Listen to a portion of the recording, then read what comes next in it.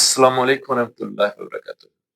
आज का मेरा मौजू है सफ़ेद मोतिया। इंशाअल्लाह सफ़ेद मोतिया ख़त्म हो जाएगा। कैसे?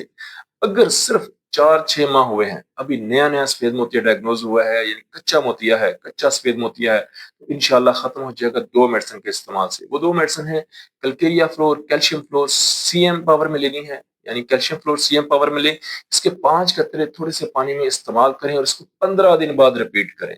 ठीक है? ये कैल्शियम फ्लोर का इस्तेमाल है और दूसरी मेडिसिन है सिनेरिया मार्टीमा आई ड्रॉप।